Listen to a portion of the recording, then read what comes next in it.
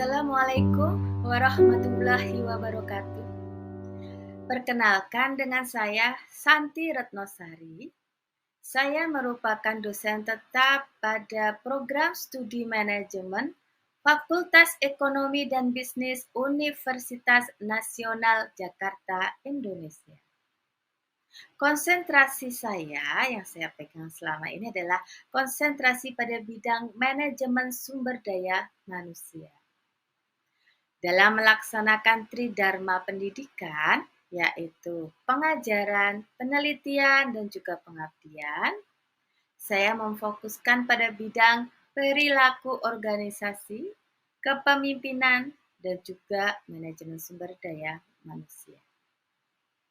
Oleh karena itu, mata kuliah yang saya ampu antara lain perilaku organisasi, manajemen sumber daya manusia, manajemen sumber daya manusia lanjutan, manajemen sumber daya manusia internasional, pengantar bisnis, pengantar manajemen, manajemen strategi, dan juga etika bisnis.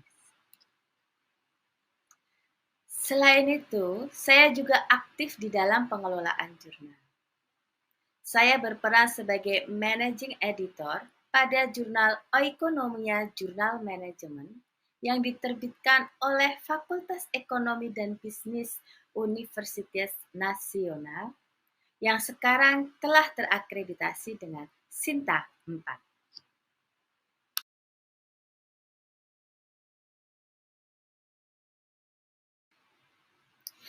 Sesuai dengan minat saya pada bidang penelitian dan juga pengelolaan jurnal, maka saya memasukkan beberapa artikel-artikel, baik artikel dari penelitian saya dengan teman-teman dan juga artikel dari penelitian eksternal untuk dimasukkan ke dalam sumber atau referensi dalam pembelajaran. Hal ini dimaksudkan agar mahasiswa ini mampu terdorong, gitu ya, mendorong mahasiswa, menggugah mahasiswa untuk berminat di dalam penelitian. Karena penelitian ini mampu mengembangkan proses berpikir kritis dan analitis bagi mereka, yang mana untuk dapat memecahkan masalah-masalah yang lebih kompleks, yang akhirnya dapat memberikan pengambilan keputusan yang lebih tepat. Oleh karenanya teknik pembelajaran untuk ini yang tepat tentunya yang sesuai antara lain dengan melakukan diskusi, tanya jawab, studi kasus, dan juga bedah jurnal.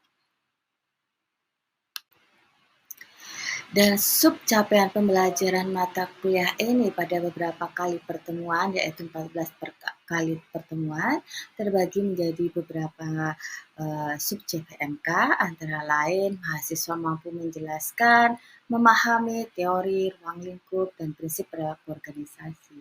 Yang kedua, diharapkan mahasiswa ini mampu untuk menelaah, menganalisis gitu ya, perbedaan individu, emosi, suasana hati, dan juga pengambilan keputusan.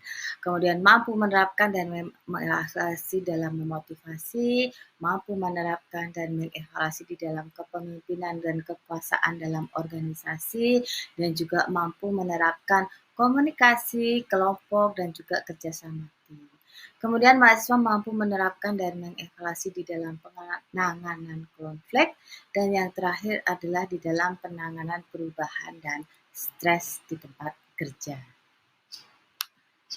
Hal ini tentunya diharapkan capaian akhir dalam pembelajaran mata kuliah perilaku organisasi ini adalah membuat penelitian per kelompok yang berkenaan dengan ruang lingkup perilaku organisasi. Sehingga ini nanti bisa menghasilkan sesuai dengan kemampuan mahasiswa di dalam mengevaluasi tadi. Jadi evaluasinya dituangkan di dalam bentuk penelitian dan penelitiannya masih di dalam bentuk per kelompok. Di mana Universitas Nasional ini menerapkan program pembelajarannya dengan blended learning, jadi tatap muka, luring, dan daring. Maka berikut ini adalah saya tampilkan pembelajaran ketika versi daring. Baik, kali ini kita bertemu kembali dengan saya Santi Retnosari ya. Masih ingat ini adalah mata kuliah perilaku organisasi. Hari ini hari Senin ya. Kita bertatap muka di pertemuan kelima di mata kuliah perilaku organisasi. Nah, di dalam perilaku organisasi ini ya kan, kita harapkan materi kali ini capaian pembelajarannya, hasilnya itu diharapkan seperti apa gitu ya.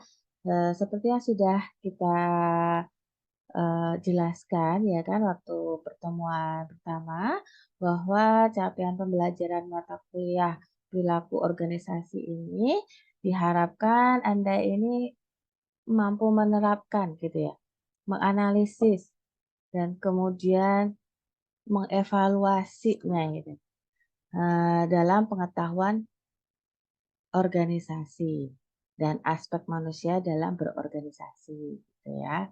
Jadi ini nanti kan semuanya serba yang ada hubungannya dengan perilaku organisasi, perilaku orang-orang yang ada di dalam organisasi dan ini lebih banyak ke soft skill gitu ya. Jadi gimana caranya Anda ini bisa menganalisis apa yang berhubungan misalkan tentang karakteristik seseorang, pribadi seseorang, bagaimana memotivasi, memimpin, berkomunikasi dengan baik, kerja sama tim. Nah, ini adalah bagian-bagian dari perilaku organisasi. Nah, yang kita harapkan untuk materi pertemuan kelima kali ini bahasanya adalah motivasi ya. Yang mana motivasi sudah kita bahas juga sebagian di pertemuan keempat. Jadi ada 2 kali pembahasan motivasi di sini, gitu ya. Karena, bahasan motivasi ini sangat banyak, makanya kita bagi 2 ya, di balik pertemuan, keempat dan juga pertemuan kelima kalau di dalam RPS ya. Nah, pembelajaran capaian pembelajarannya ini diharapkan mahasiswa itu mampu memahami dulu gitu ya, memahami, kemudian bisa mendefinisikan, kemudian bisa menjelaskan apa itu motivasi, mengerti tentang teori-teori motivasi ya, juga bisa membedakan, kalau sudah paham baru bisa membedakan ya kan, kira-kira kalau teori motivasi yang isi itu seperti apa, teori motivasi proses itu yang bagaimana, dan yang lainnya gitu ya. Nah, kemudian yang kedua, kita mengharapkan bahwa Anda itu nanti mampu menerapkan gitu ya, bagaimana memotivasi diri Anda sendiri, bagaimana memotivasi teman Anda, dan Anda juga bisa mengerti ketika Anda dimotivasi gitu ya. Kira-kira Anda bisa menjelaskan ketika Anda dimotivasi itu udah tepat belum untuk memotivasi Anda, ya kan? Misalkan teman Anda memotivasi Anda, tapi Anda merasa bahwa, ah ini kayaknya nggak cocok, nggak bikin saya semangat nih malahan. Nah, ya kan ada juga yang seperti itu gitu ya. Nah, ini berarti tingkatannya Anda sudah bisa mengevaluasi kira-kira yang seperti apa. Atau ketika Anda memotivasi atau ketika Anda melihat seseorang memotivasi teman Anda mungkin juga wah ini harusnya kalau si misalkan Tia atau Pramesti gitu ya. Oh, ini harus dimotivasinya dengan cara yang begini nih. Kalau Pramesti beda sama Tia. Nah, ini. Jadi beda-beda gitu ya. Jadi ini adalah anda bisa menilai gitu ya, menganalisis dan juga mengevaluasi, bagaimana sih sebenarnya yang sebaiknya karena setiap individu kan berbeda-beda gitu ya, memiliki karakteristik masing-masing. Sehingga memotivasi ini juga harus menyesuaikan karakteristik masing-masing, tidak bisa, disamakan semuanya gitu ya. Nah, oleh karena itu untuk bisa melihat capaian pembelajaran ini berhasil tuntas ataukah tidak, tentunya ada kriteria penilaian. Kriteria penilaiannya diharapkan bahwa nanti kita kan di website ya ada tanya jawab diskusi, kemudian nanti kita juga bisa ada esai laporan gitu ya, laporan ketika Anda memotivasi Anda caranya itu seperti apa. Dan ketika Anda pernah dimotivasi itu yang kira-kira yang bagaimana. Terus Anda itu lebih senangnya kalau dimotivasi itu, yang seperti apa gitu ya. Jadi ini adalah laporan dalam pemotivasian diri. Baik, jadi ini adalah, materi yang sangat menarik gitu ya. yang bisa Anda terapkan di kehidupan sehari-hari, tidak hanya berorganisasi yang resmi gitu ya, karena kehidupan sehari-hari kita ini kan selalu bersinggungan dengan semua organisasi ya kan. Organisasi yang paling kecil rumah tangga, Anda bisa memotivasi adik Anda, kakak Anda, saudara Anda ya kan, atau Anda melihat bagaimana mungkin orang tua Anda memotivasi Anda ya. Ini kan banyak sekali gitu ya yang bisa Anda, lihat kasusnya ya. Jadi ini adalah, eee, materi yang sangat menyenangkan gitu ya, karena memang sangat berguna untuk bahkan untuk kehidupan sehari-hari Anda. Baik, kita lanjutkan, jadi kira-kira seperti apa motivasi ini gitu ya. Kemarin kita sudah, eee, mempelajari beberapa teori motivasi ya kan, apa saja yang sudah dipelajari kemarin? Teori motivasi apa? Rio mungkin mau menjawab?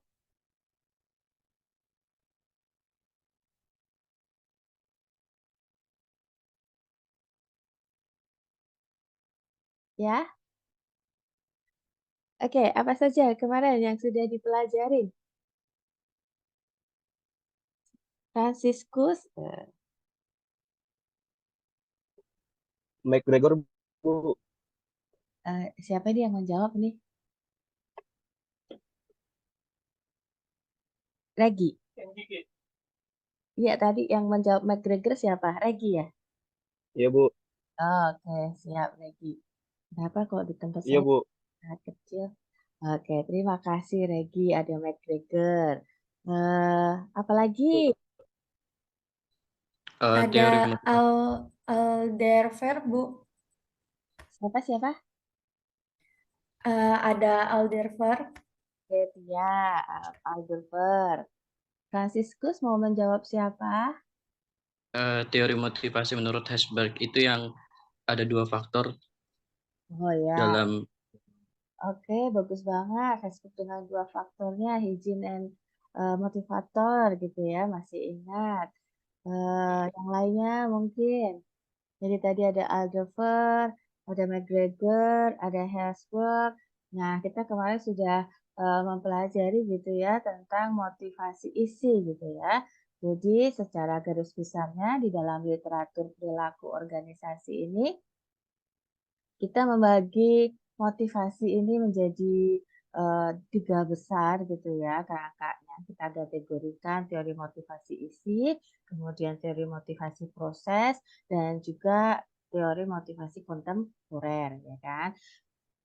Nah, di dalam teori motivasi ini sudah kita pelajarin kemarin ya, ada McGregor, ada Aldover, ada Herzberg. Satu lagi nih yang paling lama, teori apa ini?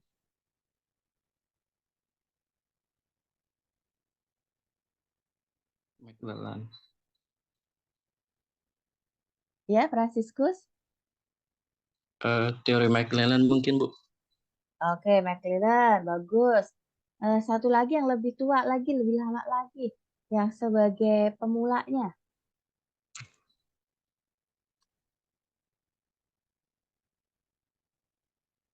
siapa?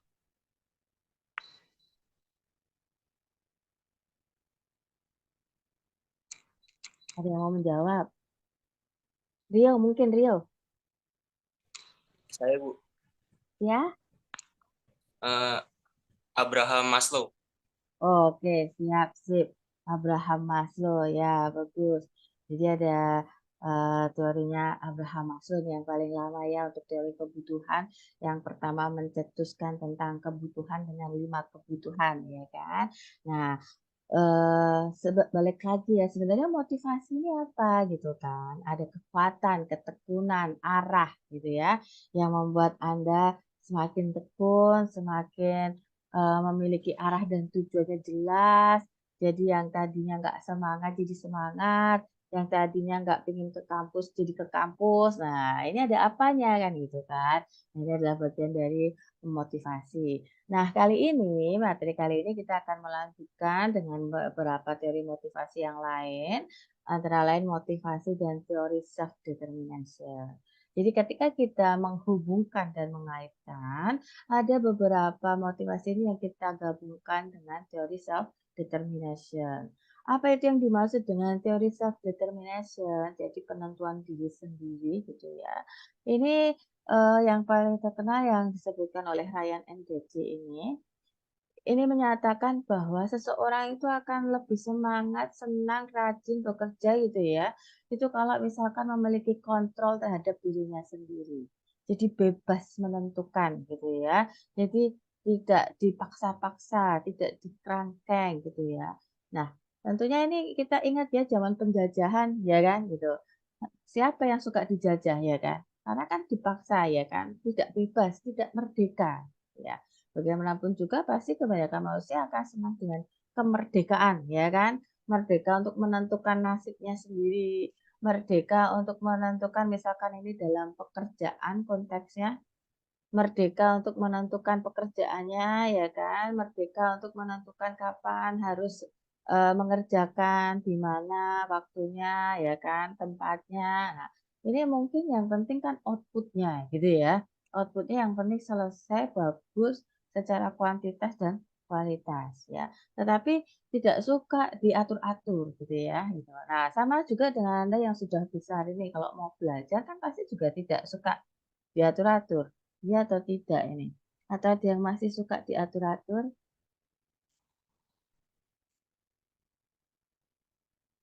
Coba saya pengen tahu. Wah, Muhammad Syafiq. Muhammad Syafiq kalau belajar kira-kira senangnya jam berapa?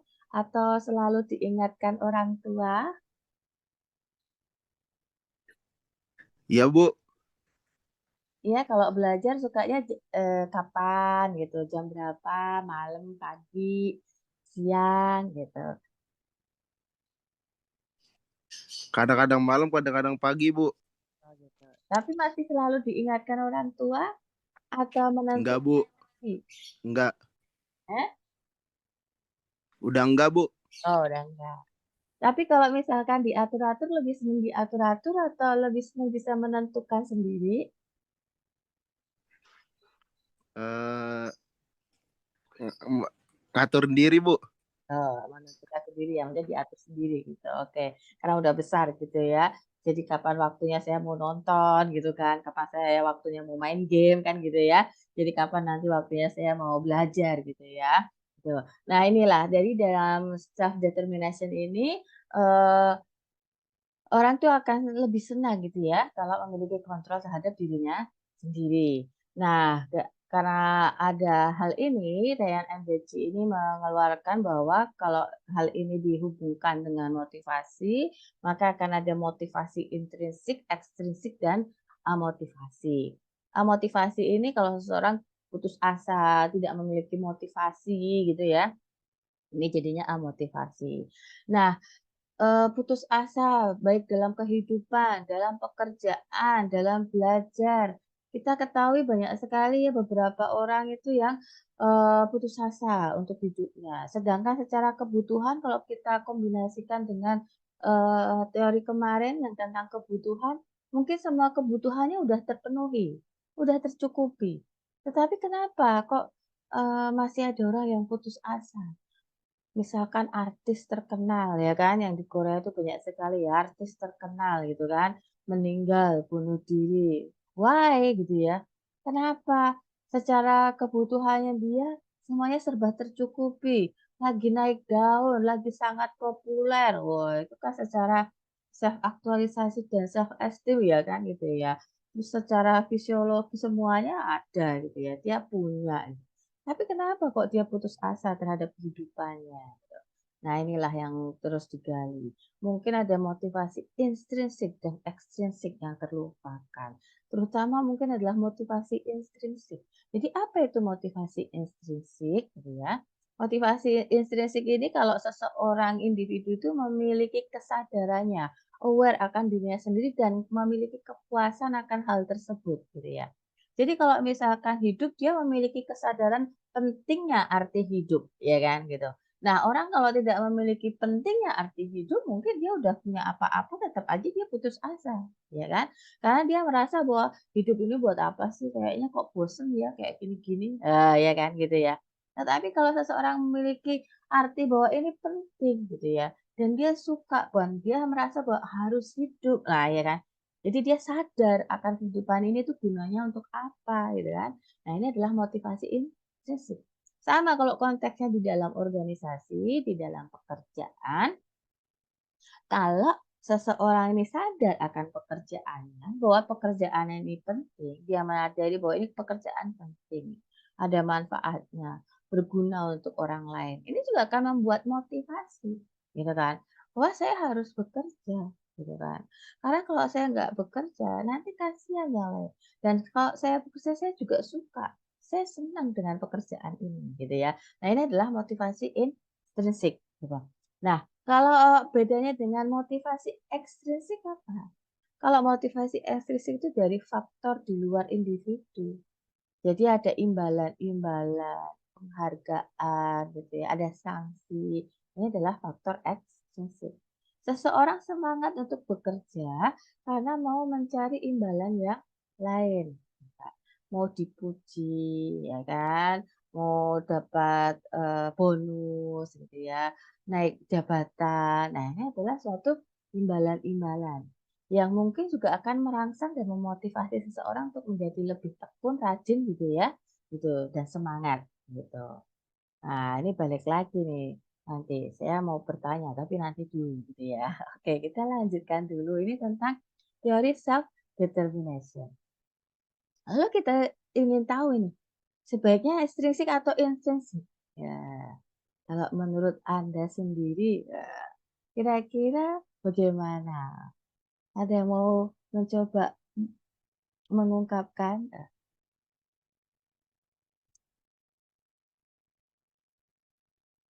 Atau saya ingin tahu nih, kira-kira Anda datang sekolah, datang ke Zoom gitu ya, datang ke ini tuh karena apa ini sebenarnya? Akbar, Akbar Rizky wajahnya biar lebih jelas. Mungkin kami Iya, yang Bu.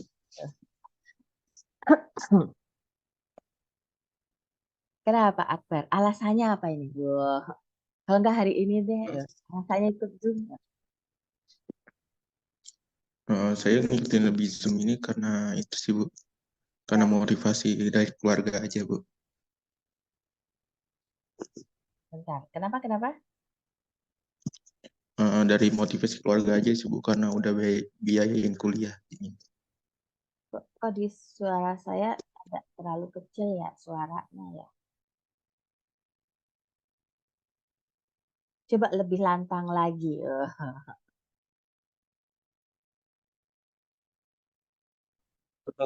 Suara saya kedengeran, Bu.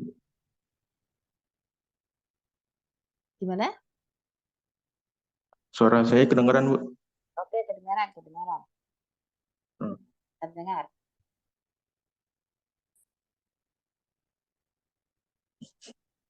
Kalau menurut saya sih, Bu, ya, untuk ini tuh intrinsik sih, Bu. Karena dari motivasi keluarga bahwa mereka udah membiayain kuliah saya.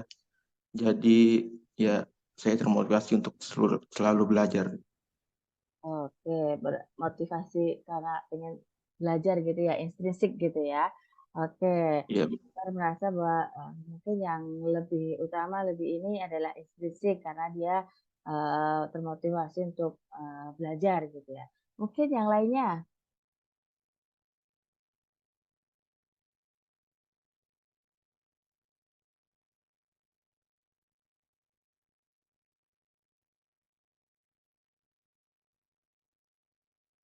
Rio, biasanya Rio paling aktif ini. Rio dan Franciscus ya. Ya, Jadi saya Bu, mana Rio?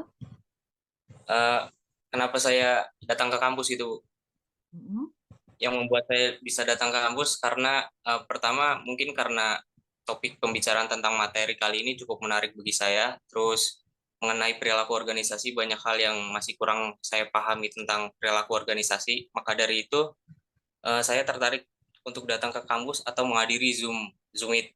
Dan alasan selanjutnya, selain tertarik dengan materi perilaku organisasi, datang ke kampus atau menghadiri Zoom mendapatkan nilai baik merupakan wujud tanggung jawab saya terhadap orang tua, Bu. Maka Oh, dari itu tidak ada alasan buat saya tidak masuk di setiap pertemuan kuliah, maupun dari berangkat kampus ataupun melalui Zoom itu mungkin. oke, siap. Rio selalu aktif gitu ya. Wah, ini adalah kelas favorit ini ya.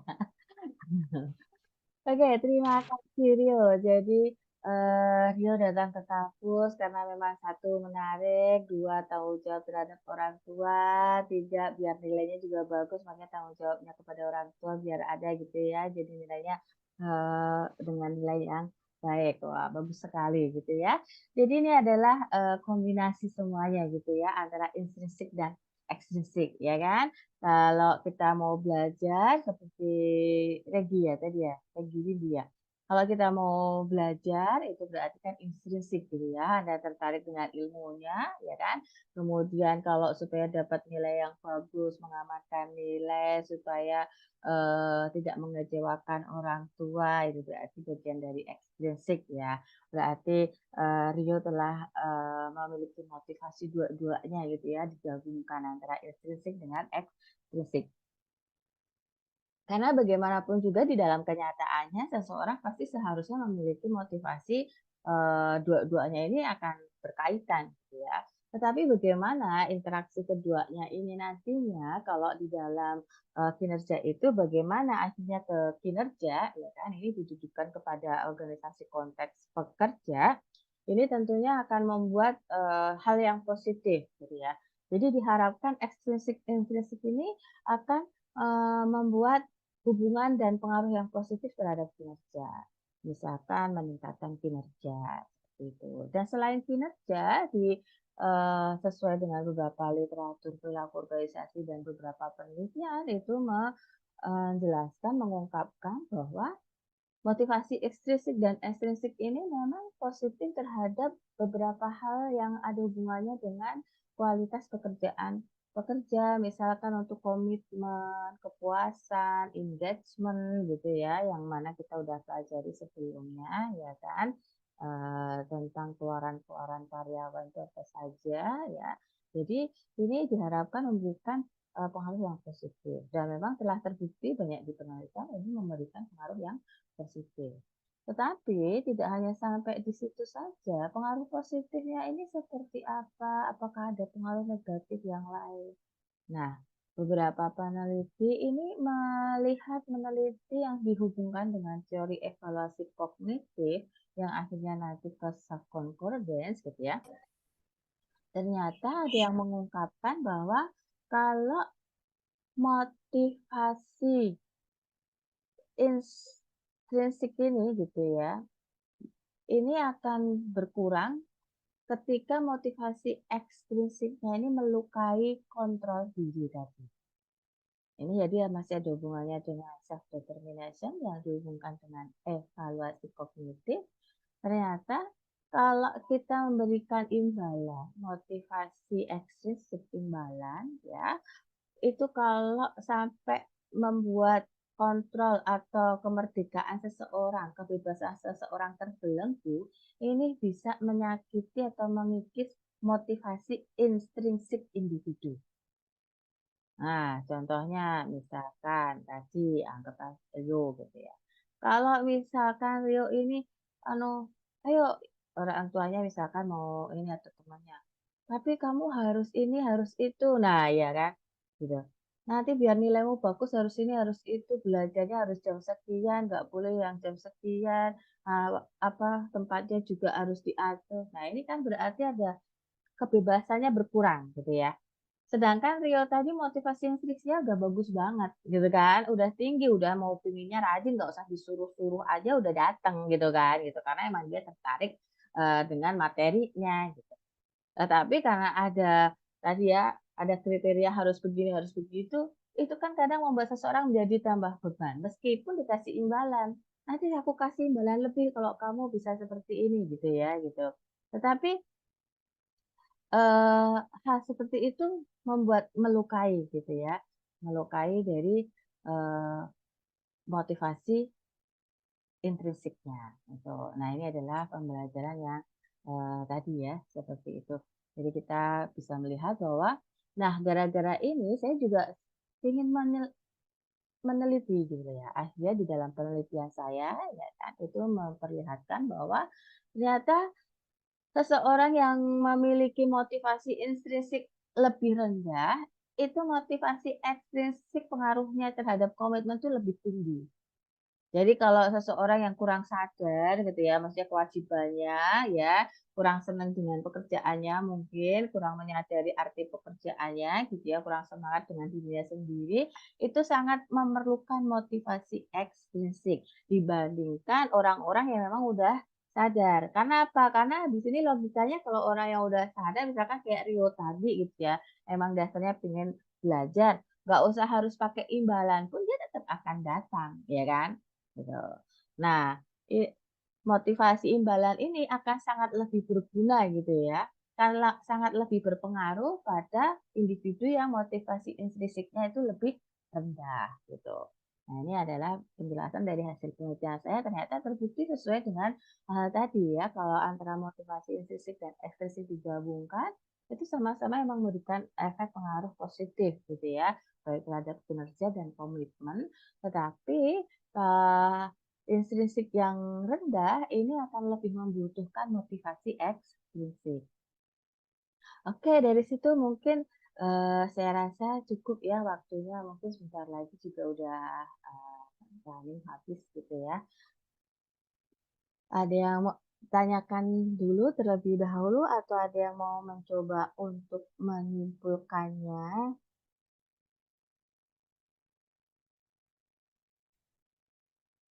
Jadi saya rasa seperti itu tadi, ini tentang bahasan motivasi intrinsik dan juga ekstrinsik gitu ya, yang mempengaruhi ke dalam komitmen afektif.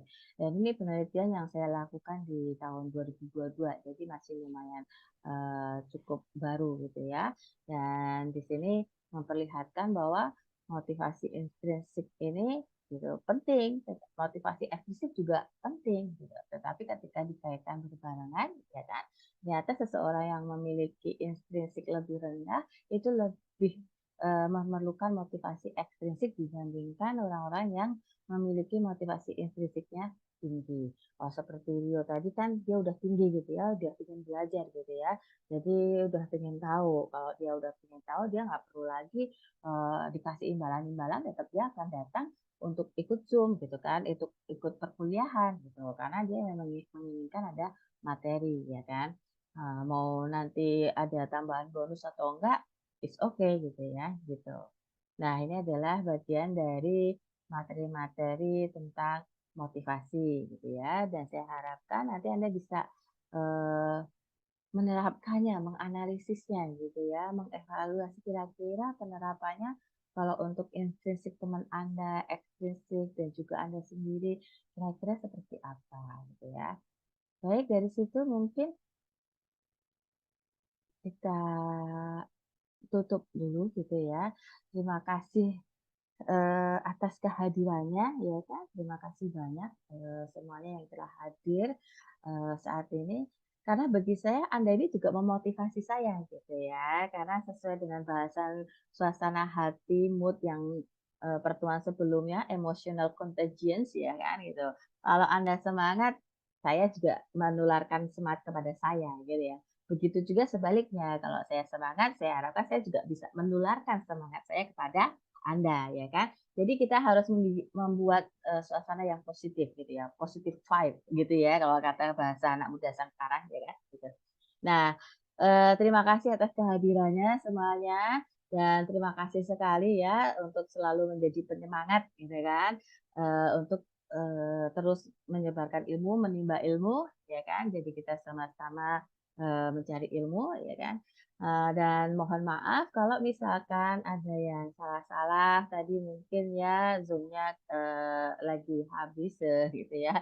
Jadi ini mungkin kalau ada yang salah-salah, mohon dimaafkan dan mungkin kalau ada yang kurang-kurang, mungkin ada yang kurang jelas silahkan ditanyakan di, luar gitu ya. Maksudnya silahkan ditanyakan nanti langsung di website atau di grup WhatsApp gitu ya. Monggo, saya terbuka dengan hal itu. Baik, untuk ini saya langsung live dengan mengucapkan terima kasih dan alhamdulillah wassalamualaikum warahmatullahi wabarakatuh.